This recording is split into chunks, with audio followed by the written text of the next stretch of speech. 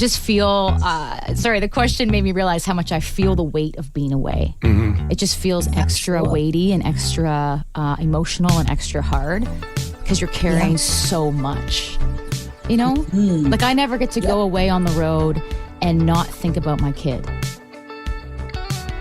Between the Grooves is hosted by James Curtis, music director and morning man in the Greater Toronto Area on Joy Radio, and Ayiesha Woods, Grammy-nominated singer, songwriter, and musician. Together, they talk with artists and industry insiders to discover our connection between music and faith. You can connect with us on Facebook or Twitter at Between Grooves. Now, here's James and Ayiesha.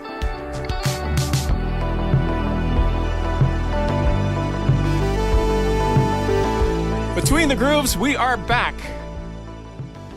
We back. That was your No, cue. you gotta say we back. We back? That's an Orlando thing. We back? Yeah. How are you doing? We haven't chatted in weeks. We've had... I know. It's been an interesting few weeks for us because we had Victoria Day in Canada, which was a long weekend. Right. There was Memorial Day in the States. I was on vacation for a few days. I was sick for a few days. You were on vacation. Gosh. Justine was sick. Like, it's been all over the place over the last few weeks. Bananas. And it's been crazy busy. And on top of all of that, we are in brand new studios here at the radio station. Right. And so that's been a learning curve, a lot of, little issues to deal with just to get things up and running. So we are finally back, and it's good to see you. It's good to see you, too. I missed you. I missed you, too. And I missed the fact that you went on vacation. I didn't go anywhere because I was sick during my vacation. It kind of sucked. Oh, gosh. But you actually had vacation time, and it's now summertime for the kids. They're technically out of school now. So what did you do? Well, my entire family from Dallas came down, and we were at a resort over in Orlando. Nice. And we did a theme park one day. We had an entire week of scheduled events, but now when you say scheduled events, it's the grown-ups. The grown-ups decided this is what we're going to do? Yes. Okay. It wasn't the resort that had the events scheduled for you. No. Oh, okay. Yeah. Although we did have 2 resort days planned, that turned into 4 resort days planned. Right. That's not a bad thing if it's something you wanted to do. Correct. Yeah. You know how you need a vacation after vacation? Mm-hmm. And that actually is not the case this time. Okay. Because we took those extra 2 days that we had stuff planned and just hung around at the resort and did absolutely nothing. I like those days. Yeah. We've talked about cruising in the past, and I, when you go on a cruise, you got all these islands that you stop at, and they're great and everything else. But I actually like the sea days better because you can just kick back and relax and do anything you want on your own schedule. Right. And eat. Yeah.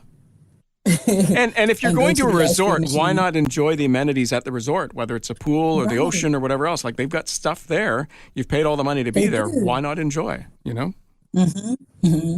Yeah. So we had to say goodbye to the family yesterday afternoon. And of course, my mom and I were just waterheads, boohoo crying. Like, oh, can see you soon. We said we wouldn't do this, but we did. Saying bye to the nieces and nephews and my siblings. And so, yeah. Till next time.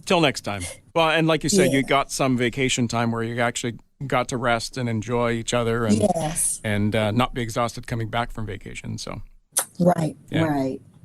Yeah, well, I'm sorry you were sick for your vacation days. Yeah, we had some plans that just got canceled. We were going to go to Niagara Falls for at least a day. I remember you saying. Yeah, so that never materialized. I was on the couch, just not well, and there was a day I had lunch booked with kind of a colleague, a radio buddy of mine that we try to get together once a year.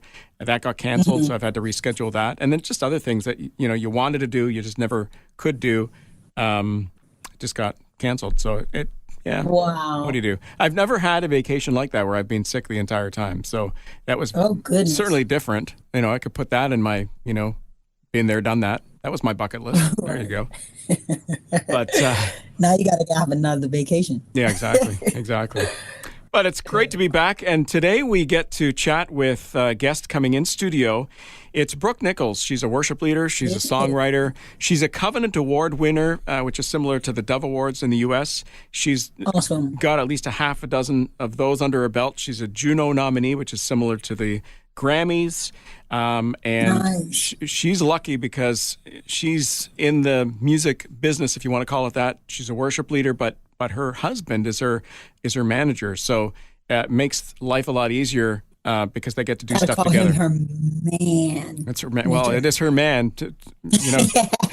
He's taking care of things, which is great. Yes. So let's get into this conversation with Brooke Nicholls on Between the Grooves. All right. The last time you visited Between the Grooves was October 2018. Wow, that long ago. So 4.5 years ago, just if you could, while I sip on my coffee and just sit back for a bit, maybe you could just bring us up to speed on the last 4.5 years? Oh my goodness. No. Where do I start? 4.5 years. And we don't normally bring guests back very often. Oh. But a lot has changed in your life because you've moved a couple of times and you have a baby. Although I wouldn't call it a baby now, like it's a toddler, isn't it? He's a toddler now, yeah. Yeah, she's just over 2 years old. That's right, yep. Yeah, so now you have to pay for airfare? That's right, we do. In 2022, she took 26 flights. And we didn't have to pay for one because she was just little. She sat on our lap. Well, she didn't feel little near the end. We're like, oh, this is getting to be a lot. But then 2023 hit. She turned 2. And we were like, oh, that airfare, it's going to get us. Yes. Yeah, that's going to get you every time. And that is if you bring her. But you've been bringing her everywhere, haven't you? We do bring her everywhere if we can, yeah. Yeah. So what happens in another 2-3 years when she starts school? What are you going to do? That's a really great question. People ask us that all the time. And I don't know. I mean, a piece of me is like, do I bring her? Do I homeschool her? Do we settle in a little bit? And I'm not sure yet. Maybe the homeschool thing. Off for the homeschool. Yeah. Because then you've got the flexibility and you make the trip part of the learning. That's right. Stuff. I mean, and even the way that this little thing, the way she talks and interacts with people, she's not 2. It's like she's 4. It's very strange. I mean, she's all I know, of course, but people are always like, well, she's what? Like just the way she can hold a conversation with an adult. Like it's it's awesome. And I think that's just because she's been across, I'd say around the world, but I guess we haven't been around the world with her yet, but we've been across Canada a number of times and it's pretty cool. Nice. You guys were in Hamilton with The Color back in December, I guess? Yeah. Was that December, early December? Christmas show. Christmas show. So my wife and I went and I saw Steve in the lobby before the thing started and I guess it was right around your booth or your table and he said he was on baby duty and that's the last I saw him. Oh, yeah, he's gone now. He took, actually, it was the first time I had left Shiloh. I left her for, I think it was 2 weeks. I jumped on the bus with The Color. We went across Canada and Steve stayed back with Shiloh. And actually, we're going to do that again. I'm jumping on tour with Don Moen and Paul Balash. And same thing, he's going to stay back with her and I'm going to hit the road with the guys. And will he show up locally when you guys are? Rocks.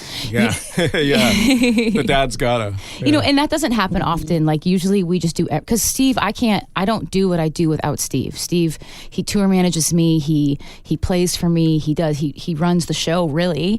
And so it's just, these are really unique situations where, if Steve doesn't have to be, like Don Moen's going to bring his band. They would have had Steve come and play with us. If that's what we wanted, but we just thought, let's just make it easier on all of us and just, he doesn't want to stay home. It'd be so fun to tour with Don Moen and Paul Balash, but, and he'll come to the Scarborough shows and the Ottawa shows with her and then we'll hit the road for the rest. Ayiesha, so Steve is also a producer and he manages Brooke. and of course That's awesome. he's a dad. How does he get to do that when you're away? Like, not the dad part, because that's obviously like you got no choice, buddy, Yeah, right? right. But the producer and recording sessions with up and coming artists or whoever wants to record. He's got that as his gig, right? Yeah, unfortunately, that stuff does pause when I'm away because we just can't juggle it all. I mean, we do try. Sure. Yeah, one of the things we're trying to do is trying to get Shiloh in like a daycare right now. This is so crazy. I had been praying for like a unicorn woman who just understood ministry and had a heart for worship and would say like, "Hey, Brooke, we know you're gone, 60% of the month, but when you are home, bring Shiloh for a couple days to play with the kids, just to, just because she's around adults all the time, which is great. Yeah. But I mean, she loves kids too. So I had been praying for this. And I even said to Steve, I'm like, I know this is crazy that I'm thinking this way, but like, I just really believe that like the Lord like would give this to us. And he laughed at me. He's like, okay, you keep praying. And then I found somebody. Oh, that's awesome. See? Yeah. Just last week she called me and she said, she's like, listen, when you're home, bring her. I'll only charge you for those days. Don't you worry. And I just like, that's like such a gift to us because That's wonderful. yes, daycare doesn't really work that way. And so it just really felt like a gift from the Lord. So even when I'm on tour with Don, Steve's going to drop her off for a couple days and have, some time to kind of, he does work nonstop around the clock. And sometimes he's on his laptop when he's with her. And I'm like, babe, like, she's calling you. And now you could get a job at a church Yep. on staff as a worship pastor or music pastor, and make sure it's a church with daycare because Ayiesha, that's what you did. Yes, That's the only reason sir. why she took the job, right? My baby boy is downstairs as we speak. Everybody else is on summer break, and today was his first day back. So that's and pretty it's awesome. a blessing. Summer Huge break starts blessing. early in Orlando. That's right. right. So our kids are still in school and here in Ontario, Gotcha. Canada, or most of Canada, I guess. Yeah, yeah. And they start early, but Right. we finish later than they do. That's so right. back in August, we're still enjoying vacation time. They're That's back to right. school and we're laughing at them. That's so. right. That's right. Oh, that's a good idea. Something to think about down the future. Any churches out there, daycare? Yeah. Have you given any thought to that? Because obviously with, you're touring a lot, you're writing a lot. Have you given any thought to, maybe that's the way you settle down and come on staff somewhere? Yeah, I have thought about that a lot, actually. I mean, my heart is for the local church. Like, I do love, I love the local church. So I think, yeah, as maybe we grow our family, or I'm not really sure. I think that is a piece that is in my heart that I do think about once in a while, and I'll just let it play out how it will play out. But yeah, that would be amazing. Ayiesha, how did it happen for you? Because obviously you have a family, you've got kids, but you only did the pastor thing for the last, 2-3 years? Actually going on 4. Okay, 4 years. Wow. This past month. Yes, I've been here for 4 years, and 100% of it was God orchestrated, and not even being super spiritual or anything. I literally made my request to the Lord, and I was just like, because we were homeschooling our boys, and we put them in private school for a year, and one of them was at home with me, and I was just like, God, I don't want them in this particular school, and will you open up a door and make it possible for us to still do ministry and our boys be in great Christian education? And God opened it up. Don't you that love that? year. When you pray, the Lord just delivers. Man, and I mean, even more than we expected, he just laid it out for us. So his plan is always better than what we have in mind. He exceeds our expectations every single time. So here we are 4 years in, and gosh, I have absolutely no regrets. I love being able to spend a whole lot of time with my kids, but I also love dropping them off in the morning. Amen. And then when school's finished, picking them up. So. But from your experience over the last few years, Ayiesha, any thoughts on, you still travel, right? You still I do. visit different cities, and I don't like to use the word perform because it's more worship leading than anything else, but you're still doing that. So how has that changed? And maybe that's some ideas that Brooke can get from this. Well, as a matter of fact, now our oldest son, he's on the worship team. Uh-huh. So he's playing right along with us. How old is he? And he's 11. Oh, okay. And he's learning different instruments. But when we go on the road, the last few times we've taken the baby because he has been free to travel. Less than 2 years old. That's the way to go. Yeah, he's 2 now. So no more free travel for him. And thankfully, we have our grandmother living with us. And so they hang back with Granny when we go out. That's the key right there. I got to get my parents to come move into my basement. But don't your parents live out the opposite? Because you're near Hamilton, Ontario now, right? That's and they're out in Whitby, aren't they? No. So we just moved from out that way, and they're actually Chatham. So okay. 2 hours west, but it's a day trip for them now. Whereas before, when we were out east, it was a 4.5 hour trip. And then they're like they're like 75. They're not taking 4.5 hour trips. Like even 2 hours is a little bit of a haul, but it is a haul. It is closer. It is a haul, but they're much more willing to do it. So we've actually in the last few months since moving have really utilized that. And Steve's parents are in this area, so it's been really nice the last couple months since we've moved here. Just having those grandparents, like it's huge. Oh yeah, huge. And the babies, they make a difference. Yes. They will make grandparents come, even if it's 2 hours away. There's something about those grandbabies. That's right. That's right. It's true. They love to spoil them and they love to spend the time with them. The great thing, and I'm not a grandparent or anything yet. My kids are older, and what is it? 18-year-old and a 21-year-old, 22-year-old, and but the thing about grandparents is they're free. They spoil your kid and they take no responsibility, like in a sense, right? They look after the kid, but it's like as soon as they're done, it's like, here you go. Well, hand the child back. It was funny. I FaceTimed my parents. Steve and I were away, and they had Shiloh, and I FaceTimed to say hi, and Shiloh yells from across the room, "I'm eating a candy." And I was like, "What's she eating?" And my parents were like, "Nothing." And she ran over to show me as she was eating these little candies that my parents had given her. I was like, "Mom, Dad, like that's her first candy." And they're like, it's a grandparent's right. They're like, it's actually not her first candy. I'm like, ah.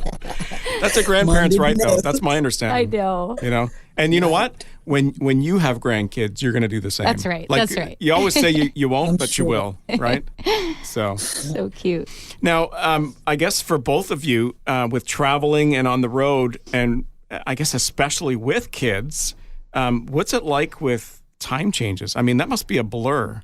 Like, because you've gone from Ontario to British Columbia. That's a 3-hour difference. My parents used to live out in BC. Oh, wow. And so, I'm used to, going there on vacation every year, but it's a, you got to kind of adjust to the time and stuff, right? Yeah, well, just 2 weeks ago, we were from Ontario to Halifax.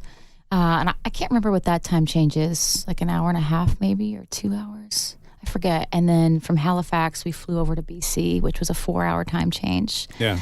And then back to Ontario, which was a 3-hour. It was pretty crazy. Like there was one morning we woke up at 4 a.m. After we had just played a whole night of worship, and I was so exhausted. I have my whole band there. You're kind of managing everyone, and it's a lot. Sure. And then Shiloh wakes up bright and early 4 a.m. The sun isn't even up yet. Right. And I remember that specific day I rolled. Steve's so good. Like he honestly gives me so much.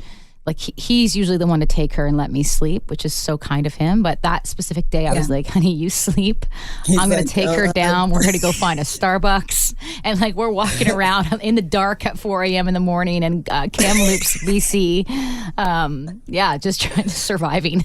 It can be hard. Oh my gosh. Could be hard. The one thing I'll say about traveling, especially with kids, and this is from my experience years ago, is in the past and even now, I prefer direct flights. I prefer, going from point A to point B.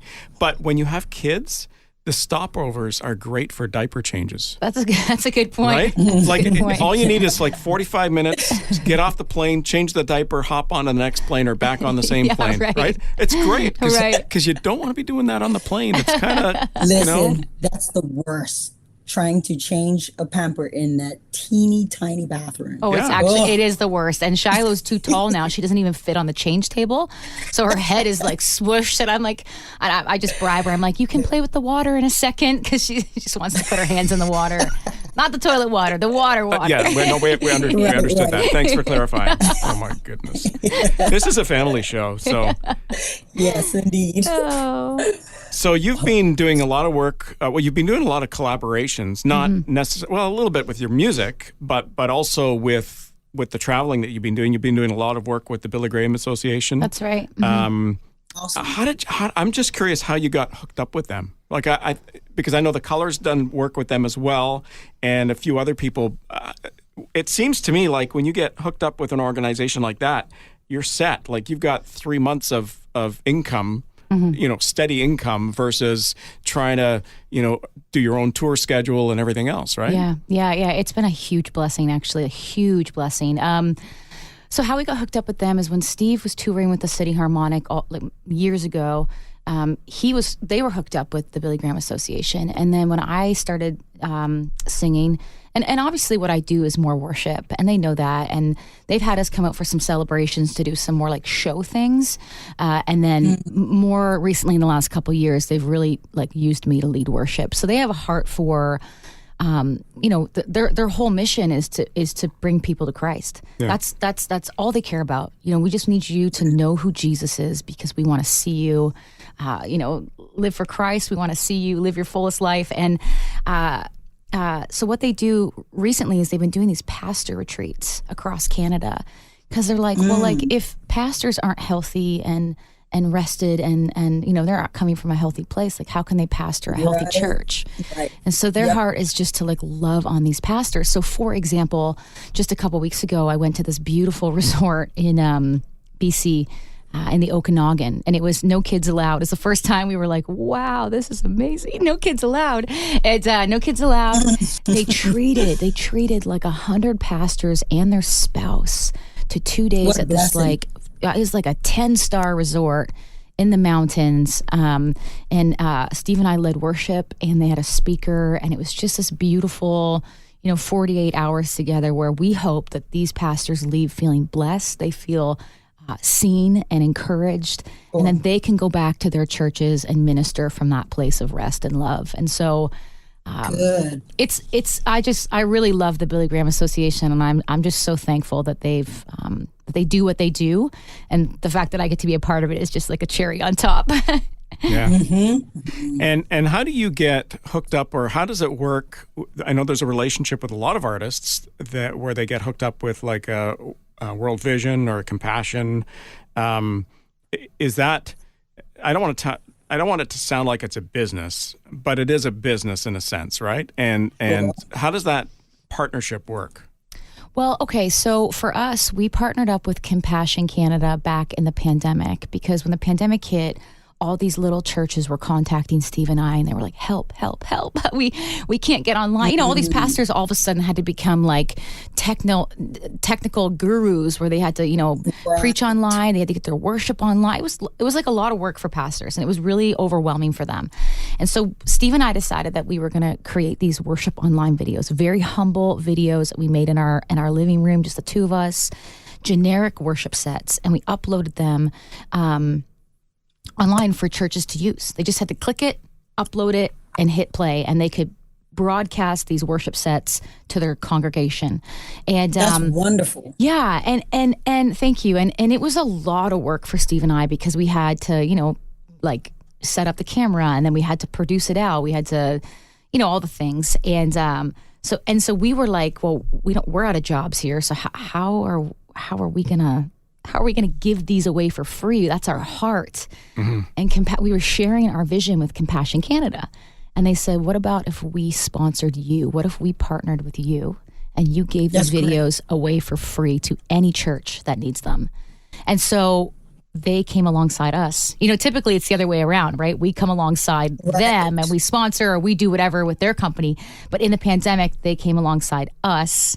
And it was just so beautiful. It was such a gift from God to us. And then, so then moving forward, Steve and I said, anytime we tour, we do our own show, we'll bring Compassion with us and we'll, in turn, we'll return the favor and just advocate for them. And it's actually been this really beautiful partnership.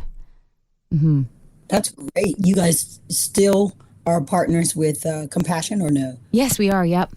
Good. Yeah. It's been really beautiful, actually. If you don't mind, I'd like to find out a bit more about how. I don't want to talk about a day in the life of Brooke, because I'm sure it's different all the time. And I know Steve is your manager. So how does not the relationship, because I can see you guys working. You guys have worked together, and known each other for years and whatnot. But how does it work as far as booking Brooke, right? Because obviously you're booking in advance, and you have to, partly because you need to know what you're doing in 3 months from now versus just twiddling your thumbs or trying to maximize your time and say, okay, we don't have anything booked for the next 2 weeks. This will be like a writing time or whatever. But how does that work? Like, is Steve very involved in that process, and is he trying to maximize, even traveling and stuff? If you're going to be in Quebec, as an example, the province of Quebec, are you trying to arrange a bunch of different churches to be in at while you're there versus going back and forth, that sort of thing? Definitely. That's an awesome question. Yeah, we actually have an employee who works for us, and he and Steve work together so let's just say I get a date in Quebec. I probably wouldn't just drive out there for a one-off, probably wouldn't make a lot of sense for a lot of reasons. But what we would do, it would make sense if we were to book, 5 dates around that. And so the boys will get busy to work. If there's enough time, and if there's enough, notice, then they'll get to work and they'll start, searching up all the churches that maybe I've played with. I've played so much in Canada, thankfully, that I can look up, where have I played in Quebec before? It'll show up, and then we can contact those churches and say, like, hey, would you guys be interested in a night of worship on this night? And kind of build like a mini tour kind of around it. Right. Yeah. And how far in advance does something like that happen? Definitely within 3 to 6 months for sure. We try not to book out too far. We will get calls. We'll say like, hey, next year, can you play this conference? And we always just say, check back in 6 months from now, because I don't know, like, what if, Don Moen calls me and wants me to go on tour with him, and, and I have this one conference that I've committed to and I can't do a whole tour. So we just try to like really be wise about it and just be wise. But what about the conferences where they bring you back every year? Do you kind of pencil that in anyways? We do, yeah. Like Change Conference, for example, in Toronto. We've been there, I think, 7 or 8 years now in a row. And every year we're like, this has got to be our last year. They've used us so much. And then every year they ask us again. And we're like, yeah, we're in. Right. So for that one, for example, we'll book, like I have a Newfoundland tour coming up that same month. And we knew that Change Conference was going to be that one weekend. And so we just plan around it. And right. Make it happen. Make it happen. So what is, when you're not on the road, which is, you, I guess, suggested around 60% of your time, and the rest of the time you've got 40% to work with to actually sleep and eat and be a mom. And do laundry, catch up on laundry and stuff. So do you get a time or an opportunity to co-write? Like, I know that is a big thing, and I know you've done some work with some other, groups and churches and stuff like that. Mm-hmm. How do you kind of arrange that? Do you kind of arrange that in between and say, hey, I'm available these few dates if you guys are interested? Yeah. I actually think that now I feel like I tour actually more like 75% of the time, and I'm only home 25%. Mm-hmm. And it's actually really hard because when I get home, I am really tired, to be honest. Like, I just feel like the travel does wear on you. I just feel exhausted. Like it takes me a couple days to but I'm still like full-time mom, like I still have just over 2-year-old who's very busy, who wants my attention and wants to play all the time. And when she naps, I'm like, oh, I've got all this laundry to do. I've got all these. Our new house doesn't have a dishwasher, by the way. Oh. And if you ever think you're having a bad day, just remember that Brooke and Steve don't have a dishwasher. I thought Steve was the dishwasher. So you do have a dishwasher. Like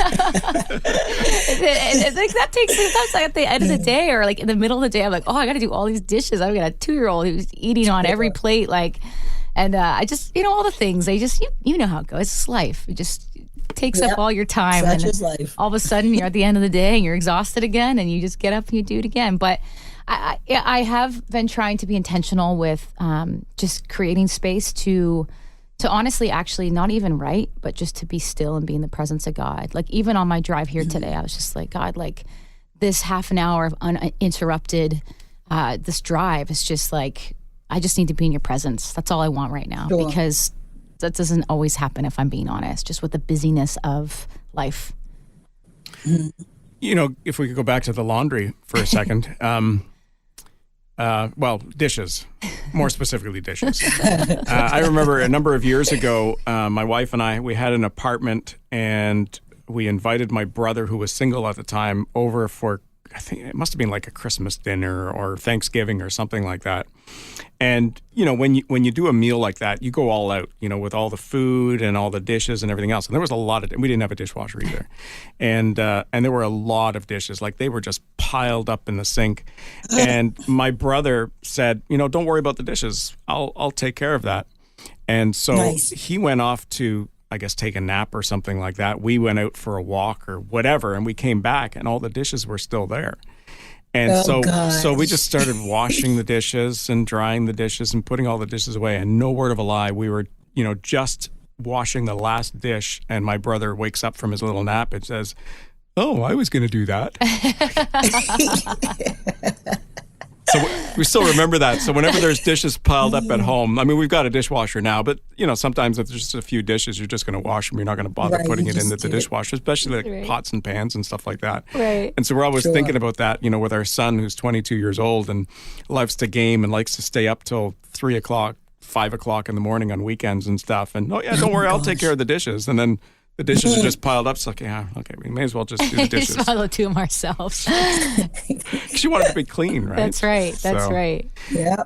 How often when you're on the road, how often are you gone, like physically gone? Are you gone for like a 1-week stretch? And the reason why I ask that, because we've talked to a lot of artists since the pandemic, and pre-pandemic, artists and musicians and groups, bands and stuff would be on the road for, 2 or 3 weeks at a time and then come back. And what we were finding is a lot of people would go for shorter stretches. So they would go for 4 or 5 days and then be back for a week and then 4 or 5 days, usually geared around weekends. So they would be home more because they were so used to being home during the pandemic.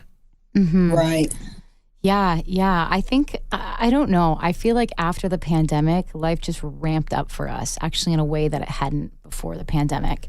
And one of the things I was thinking about recently, and I was talking to Steve about, is like, as a woman, I mean, I do think there's a lot of men who tour and play, and, they have this dream, they have this call in their life, and they can pick up their instrument and leave for a couple weeks at a time and come back, and they know that their wife is taking care of their children and their home. But like for me, and not that Steve isn't a primary caregiver to Shiloh, he is, but it's different as a woman to cause you're carrying the load of so much more, but also, you better know it. Honestly, but also like I'm also carrying the load of this tour and the spiritual side and the physically I'm feeling it. And so, sorry, that's a long answer to your question, but it really varies. We'll go for 2.5 weeks. I think that seems to be the longest right now, to 3 weeks that we've gone. And then we were just away. We just got back late last night from a weekend away. It just really varies. But I just feel, the question made me realize how much I feel the weight of being away. Mm-hmm. It just feels extra weighty and extra emotional and extra hard because you're carrying so much, Like I never get to go away on the road and not think about my kid. She's just, and we bring a nanny with us everywhere we go. When we're traveling, we don't get her when we're at home. I wish that would be luxury, but we get her when we're on the road because we need the help. We just do.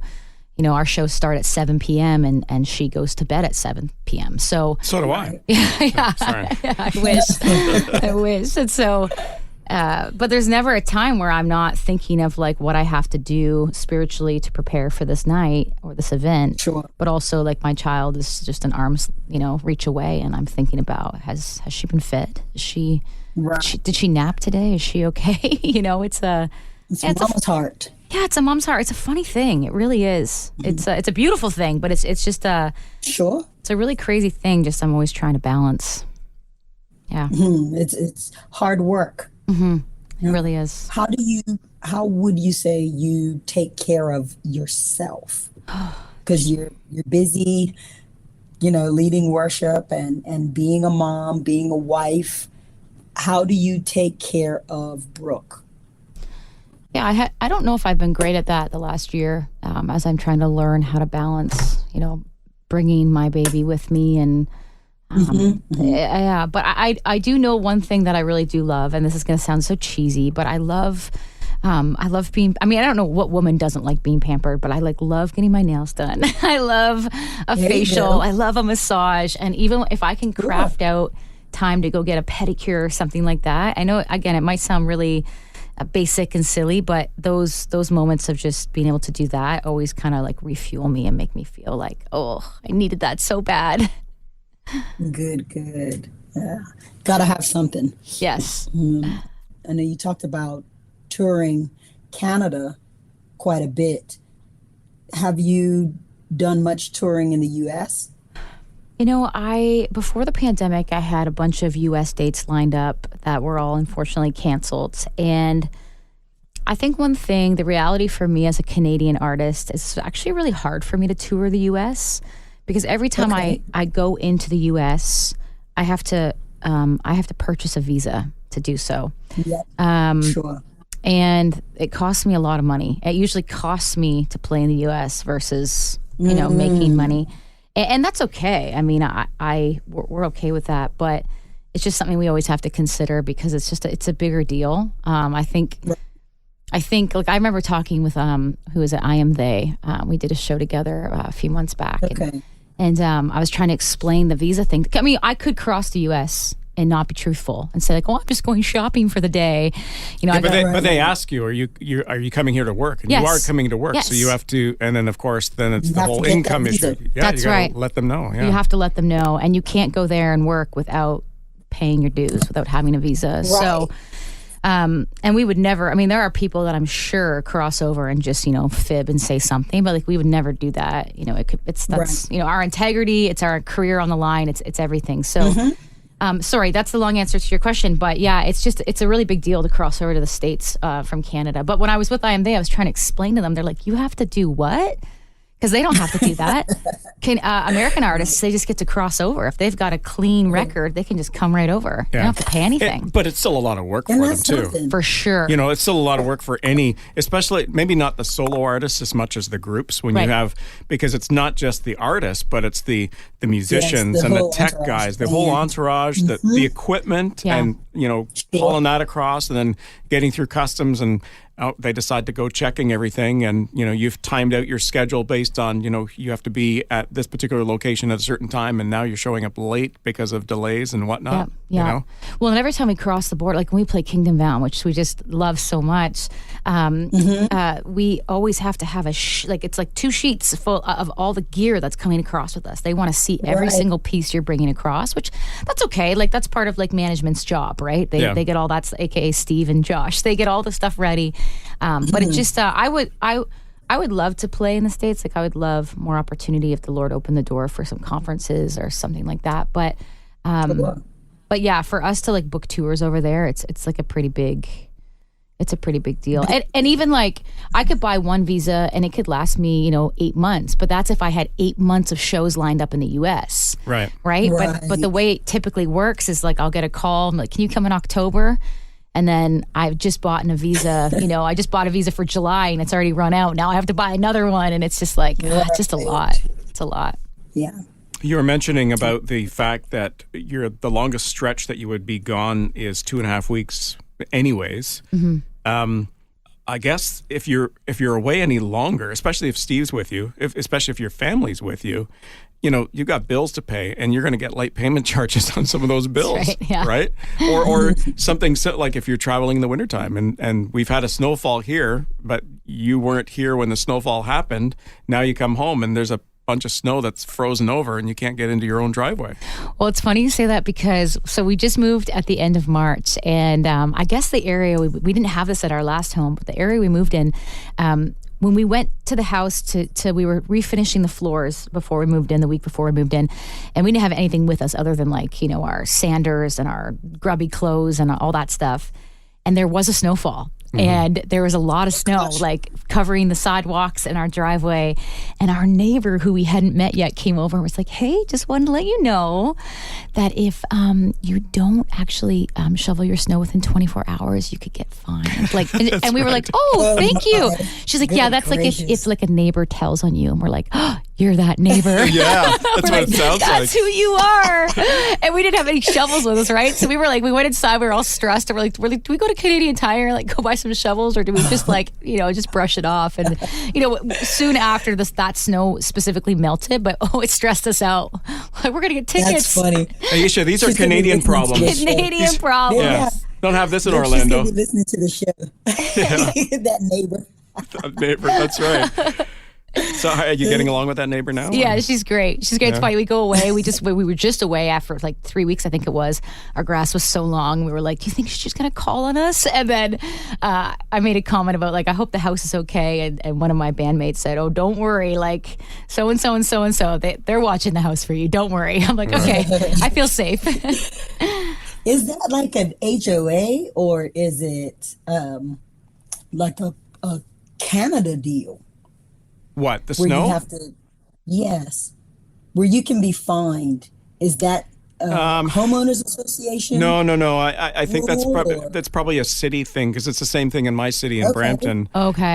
You have to have it clear because for emergency vehicles or like the sidewalks, you're supposed to in anywhere in Canada, I suppose you've got to have at least your sidewalk. You don't have to do necessarily your driveway, right? But certainly the sidewalks you have to have shoveled for people to be able to walk on and stuff. But the problem is you shovel your sidewalk. We always shovel our sidewalk in the wintertime, but you still get ice buildup. Oh, yeah. Who's responsible for that? Yeah, right. You know, if somebody slips and falls, are they going to sue me or are they going to sue the city? Because the city technically owns the sidewalk. Yeah, that's right. Right? Exactly. That's right. So I don't know. Nobody slipped and fell yet, but I'm just waiting for... Thank goodness. That's like us having, I'm thinking HOAs here. If you have too many weeds, you might get a letter. Weeds, okay. Because Yes. here in Canada, they accept the weeds because they don't let you use the pesticide on it, right? That's right. So, Well, and aren't we going through? Wasn't there just a no mow May where we were not mowing our lawns for the whole month of May to save the bees? I didn't even know that. Yeah. Oops. Save the bees, yeah. I didn't know about that one. Well, that was the month we were gone, and so we were joking. We're like, "Well, if Tina tells the city on us, we'll just say no mow May." Right. I know in my city, they don't pick up the grass clippings anymore. And so if you let your grass grow too long, then when you do, get the lawnmower on there, you've got all this grass, like these piles of grass that are kind of left behind. Oh. So what I do now is, it's in the name of recycling. So at my place, I do the trimming. My son does the grass cutting, and so and we normally bag it, but we can't put the bag at the road for it to be picked up. So what I do is I get him to, in the name of recycling, I said just get the lawnmower to pick up the clippings, the bag that's a part of the lawnmower, and then dump the bag along the side of the house, and just make a nice little row of dead grass. And, my thought is, and I shouldn't be saying this because anybody who comes by my place will wonder why there's grass blowing around. But my thought is the wind will get it anyways. Yeah, let's blow it to the next neighbor. Yeah, but recycling. They say it's leaving the grass clippings down is great for the great for the environment, great for the grass that's growing and stuff. And my thought is, where he's dumping it, there's no grass growing anyway. So if it helps, hey, I'm just trying to be that great person. Yeah. So yeah, but we can't. I think you're not allowed to leave your grass. You can't let it grow too long either. But I don't know of anybody that's ever got fined or anything like that, unless it's. I'll let you know when we do. Yeah, I'll let you know. It'll be in the paper. You don't need to let us know. It'll be in the newspaper because somebody will complain about it. It should be on tour with Don Moen. Yeah, that's right. That's right. So you've got the Don Moen thing and Paul Balash. Yeah. That's kind of all three of you. That's right. When's that happening? Next week. Okay. Or next week. Next week. Yeah. And how long is that? It's a week and a half. Okay. Yeah. Yeah, it'll be awesome. I'm really looking forward to it. You've done stuff with Paul Balash before. I have, yeah. That was at Kingdom Bound and elsewhere. Mm-hmm. Is this the first time with Don Moen? Yeah, it is. Okay. Yeah, he's so cool. Do you know him at all? I've seen him and I've talked to him, but I don't know him as, hey, Don, buddy, old pal, that sort of thing. I don't have that kind of relationship. Well, he's like such a sweetheart. We were in the Edmonton airport and we had a layover and there was this time change. So he was in Nashville. So in this moment, I can't even tell you what the time change would have been, but it was late for him. It was like, I don't know, 9:30 or something. And so he wanted to chat on the phone. So I called him and I was like, I'm so sorry it's so late, Don. Thanks for chatting. He's like, I just got back from my grandson's baseball game. I'm making a salad. He's like, it's great. And he was so sweet and so just personable. And he's like 70, I don't know, maybe 73 or something like that. And he just seems so spry. And yeah, I'm excited to meet him. Yeah, I think that attitude is partly like it's the no stress grandparent kind of retirement, but he's not really retired. He's kind of semi-retired. He's just kind of doing it all for fun. That's what I want. Like when I get into the retirement age, I don't want to stop working. Yeah. I want to do stuff just for fun. Why not? Well, I've heard people say why is he still touring at that age? That's crazy that he's still doing that. And it's like, 'cause he can. That's right. That's right. It's and I don't think he's necessarily doing it for the money. Although, it helps. Exactly. But why not? Well, that's the thing is you have a passion and a love for something that never goes away, even when you're in your 70s, right? Yeah. He is probably at a place in his life where he's just like, I love to do this and I can and I'll stop when I get tired because I can and he's just going for it. Ayiesha, I shared this with you and I'm not sure if it made it to the podcast. This was probably a few months ago about my dentist. Do you remember that? My dentist is easily in his 70s. Oh, yes. And we were talking about retirement, and he's a Christian dentist, and his comment back to me was, I don't see anything in the Bible that says, that you have to retire from anything that you're doing. That's and right. He says, I have fun doing what I'm doing, so I'm doing it. And he has no desire to retire at any time soon, and for him, just having fun. He loves what he does. Yeah, he loves it. Exactly. It's great that you can have that ability to quote unquote retire if you want to. Yeah. But you've heard the stories of people that retire and after that they just go downhill health-wise because they're not active, they're not doing anything, they're just, sitting around doing nothing now instead of, enjoying life. And if you enjoy what you're doing, then why not continue doing it? That's right. Right. And he's obviously found a healthy balance too, where he's not exhausted. He doesn't feel jaded. He's loving life, and he just is so grateful that he gets to do what he does. And so, hey, I aspire to do that. That's what I want when I'm in my 70s. Exactly. Yeah. It's like we want to be like Don Moen when we grow up. That's right. We got to get Don on the podcast one of these days. I don't think we've ever had him. Awesome. Yeah, we've had Paul Balash. Oh, he's great too. Hey. Yeah, that was a double header. We chatted so long with him that we had to make it into 2 different episodes. Oh, I love that. Yeah, and it was just that's only happened I think twice with Paul Balash and one other person. I'd like to say maybe Darren Mulligan from We Are Messengers. Oh, maybe. Yeah. Okay, yeah. If not somebody else, but that's easy to do. Yeah. Well, Paul's such an easy guy to talk to. You know, you could just sit there for hours, and he just makes you feel so seen, and he makes you feel like your friend, like he's your best friend. Yeah. I remember last year at Kingdom Bound, we sang together, I don't know, a handful of times just in the worship tent, and he would just pull me aside afterwards and just encourage. He would talk to me like a daughter. He even said, he slipped me some money, which is so sweet, and said, go get yourself a pedicure. Not something he knows that I like, that would have really excited me. Yeah. He just did it as like a father and said, like, go rest, go do this thing. And I'm like, you're so kind and so generous. Yep. And he's just so wonderful. So here's a little insider. Genuine guy. Here's a little insider for both of you. So at Kingdom Bound last year, Buffalo, New York, it was Paul Baloche and Brooke Nicholls on stage in the main tent or the main stage. Yeah. And I was scheduled to come on afterwards to, promote the radio station or promote the podcast or whatever else. And I was specifically told, okay, this is his last song. You need to walk out while he's singing because otherwise he will keep going. Oh gosh. True story. True story. And so I walk up there and I'm looking back because I'm now in front of him and he's got his eyes closed. It's like, well, okay, I'm just gonna have to stand here until he notices that I'm waiting. Oh. Was it Praise Adonai? That's all I want to know. I honestly I can't remember except that's my favorite song. I can't remember except I do remember it was a slow worshipful song and I was meant to get on the stage and do the rah rah rah hype you up type thing and it was very difficult to do coming off of the song. Seriously, it's really hard. Like how do you come off a worship song? It's like all you can say is something like wow, what an amazing time of worship and then kind of change gear.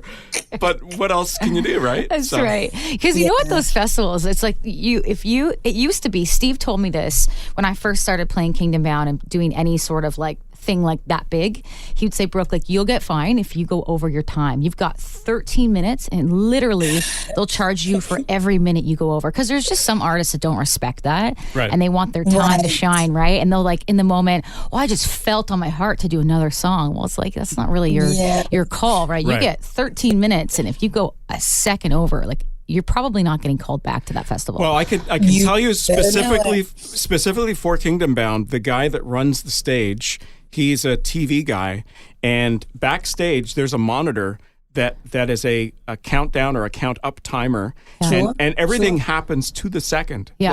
I go there because I'm gonna be on after Brooke and Paul, and I get told, okay, you've got 2 minutes. Do you need us to pull you off within the 2 minutes? And I said, I work in radio. I can do 2 minutes. I will not go over 2 minutes. And I'm never over 2 minutes. I might go to a minute and a half. Right. Because, in radio, you keep things short and sweet and to the point. And so you kind of know how to do that. But then there was another time when I was coming on right before Jordan Feliz. And I was supposed to introduce him. But they were actually having technical problems backstage. His in-ears weren't working. And they were trying to troubleshoot this thing. And so they basically said, okay, you got as long as you want. And but don't introduce him. Just say something like, coming up, in the next few minutes, Jordan Feliz. I couldn't introduce him to the stage because of the fact they were having technical problems and they didn't know when they were going to be able to fix it. So, but other than that, normally it's like, here's your allotted time, and it's the same thing for the artist. That's right. Yeah. Where you have this amount of time. Yeah. And so that's why I was told, like, okay, Paul Baloche's time is up. Go up there. Well, before, I've had this slot for the last 2 years in a row, but before For King and Country goes on the big night, they've given me this like small, I don't know how many minutes it is, like 4.5 minutes, let's just say, to lead as many songs as I want. So if I want to do 2 in there, if I want to do 1, if I want to do a medley, whatever. And it's like this, it's a little stage. You probably know what I'm talking about. The stage in front of the main stage, the small one. Yes, and it's right in the middle of the crowd. And the first year I did that, Steve, oh my goodness, God bless my sweet husband, he just drilled into me like, Brooke, if you go over, he's like, that will be bad. I'm like, okay, I won't go over. And he's like, no, like, listen to my words. You cannot go over. He's like, they will never have you back. Right. So he just like instilled the fear of time in me. And so I got up there and I was doing a medley of one of my old worship songs, Turn My Eyes, into What a Beautiful Name. And I got up there and I got so nervous, which is not really like me. I don't really get nervous. And I forgot to sing the entire second verse of my song. I just like went into another part. And he's so great at following. He just followed me. But like we got off stage, he's like, you forgot a whole verse. I'm like, I know, because I was scared. Now, if only pastors could follow that same time restraint. Oh, I said that out loud. I'm sorry. I could tell you stories. Oh, yeah. Do you remember Denny Keatsman? Sound guy, like extraordinaire. He passed about maybe a little over a year ago. Everyone knew Denny. Oh, Denny, yeah, of course. You went over your time, your microphone's gonna be shut off. Yes. So talk about the fear of time. Hey, Denny, he was the man. Yes, he was. He was the man. Yeah, I think you could tell funny stories, but there's reasons for all of that. Oh, for sure. And especially when it's a big music festival, when there's numerous groups coming up and there's commitments for the stage to be used for other purposes, whether it be me going up there or whoever else. Yeah. They've got sponsors that need, some stage time, and they're trying to get the next group up, which is obviously some prep time as well. But whether it's, changing up of instruments and everything else, everything is timed out for a reason. Yeah. And, so. Well, there's so many moving pieces, That's right? part of it. So that's the thing. There's moving pieces, and I think it's overall. I think it's very well done. Oh, like yes. I'm so impressed. Like from a guy who comes in, from the radio background, and I've got a clock in front of me. Timing is everything, Yes. right? And so when news is at the top of the hour, it's not 3 minutes past. It's at the top of the hour, That's as an right. example. Yeah. And it's the same thing with these music festivals. Yeah. If you go off, in your first half day, you're off by 5 minutes. You're off for the rest of the time because That's right. it throws everybody off. That's right. Yeah. So, It's hard to and get that's back on and what track. makes things like that really difficult is when artists arrive late because of travel delays and everything else. Like, what do you do, right? So I actually really appreciate it when we lead at big churches and they have, like a stage manager who's back there running the show. And to some people that might seem extreme, but it's actually like when you're running a big thing, whether it's a church service or a festival or whatever it is, keeping your time commitment, like keeping on time, is actually very important. If people show up with their kids and you're 15 minutes late and their baby is like got to go down for that nap at whatever time, just keeping your word is really important. it's interesting you say that about stage managers in churches, because it's not a typical role that you would hear. Right. But for larger churches, I think it's a great idea. I used to attend a church where I thought that now they didn't have a stage manager, but what they did is before each service they would have a meeting of all the key players. So the main sound guy, the worship leader, the pastor, the head usher, that sort of thing would all meet, and they would go over notes and say, okay, is there any issues here? This is the order of service. Here's what we're planning on doing. This is going to be 10 minutes. This is going to be 15 minutes. This is going to be 5 minutes. And is there any potential issues, or are there any technical issues that we need to be aware of? And so everybody kind of knew what was going on. They had walkie-talkies and everything else. But if you don't have that sort of scenario, like a lot of churches either don't have time to meet in advance or are not structurally set up to do that, but having somebody in charge and kind of, to use the term, running the show, but keeping things on track is I think it's a great thing. Production manager. Yeah. It's a program director. It's so necessary. We've just recently moved in that direction at our church. Whereas prior to making that change, all of that was on me. Right. So while I'm leading worship, I'm thinking, oh gosh, is this straight with tech? Is this straight with, these different areas, lighting? And when I tell you, it has been a huge answer to prayer. It's been so helpful these last few weeks, just having someone specifically to fill that role as production manager. Yeah. And it allows you to concentrate on what your gifts are and what you're supposed to be doing. Yeah. And I'm curious to know, how big is your church? It's actually not even that big. We have 2 services, and we're about 150 to 200 people a service. Okay. Yeah. So Great.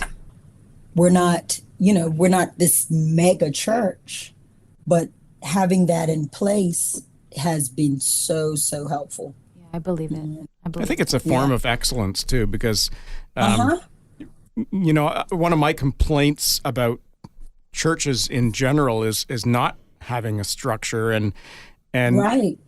and I don't want to sound, anti-Christian, but letting the Spirit move.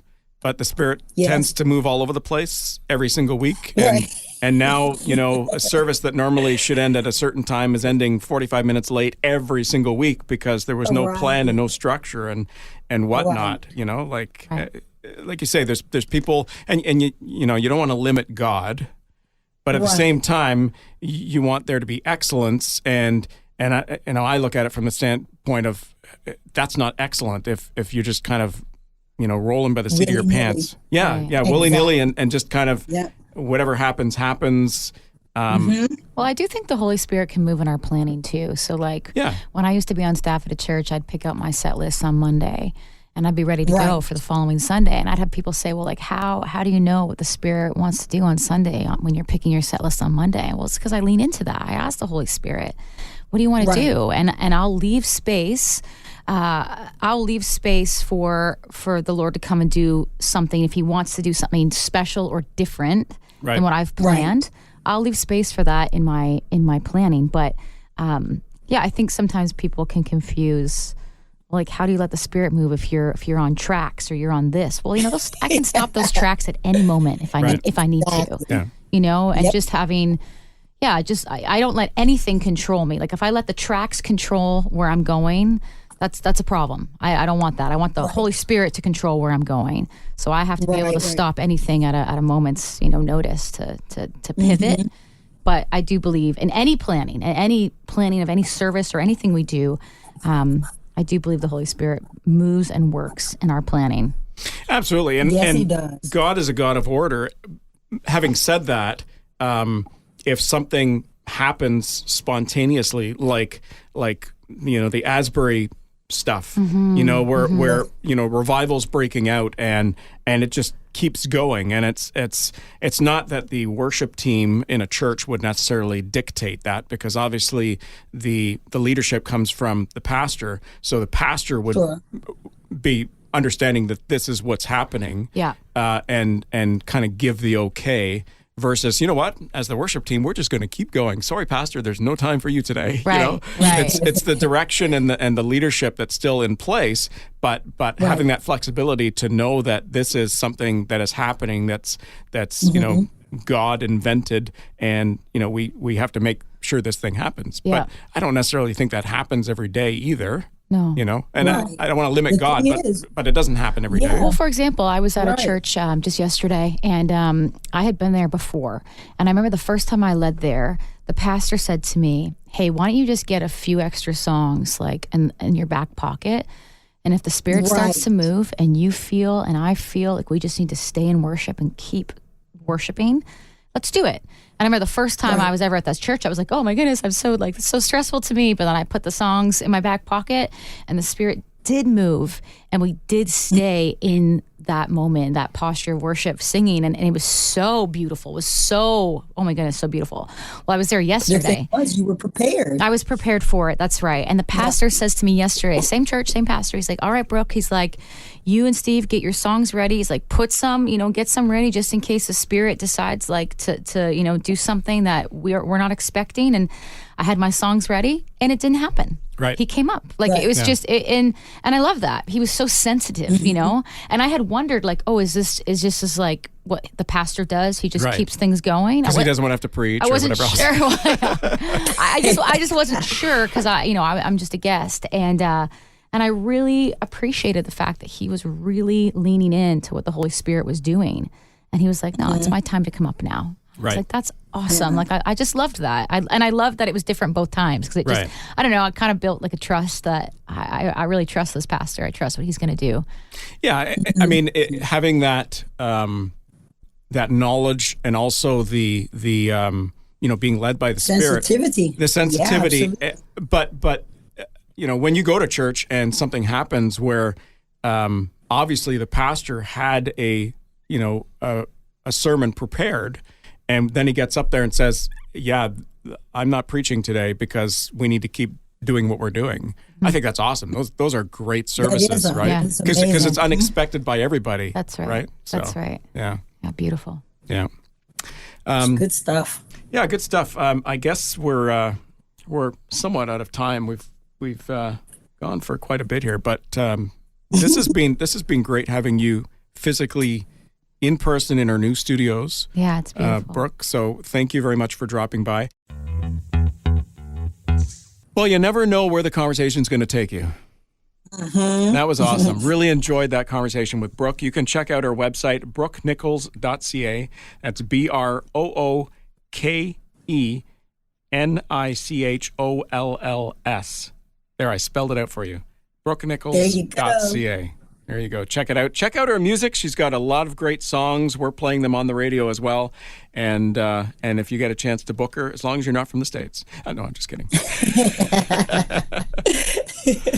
I might try. There you go. Well, maybe a one-off. Maybe it's worth it, right? Yeah. You can book her all through Orlando. That's right. She's good. What we can do. She's good with that. There you go. Well, thank you, Ayiesha. It's great to be back and really enjoyed our time together this week. Make sure you check out all of our podcasts wherever you get them. And don't forget to give us a follow on Twitter and Facebook at Between Grooves. You can also check us out on Instagram at Between Grooves Pod. Thanks for listening to Faith Strong Today's Between the Grooves podcast. If you enjoyed this episode, would you consider sharing it with your friends, rating our podcast, or giving us some love on your socials to your amazing friends and followers will only help us reach more people. We'd also love to hear from you and share your feedback in an upcoming episode. Send your video or written message to Ayiesha and James on Facebook and Twitter at Between Grooves, or email us anytime, hello@faithstrongtoday.com.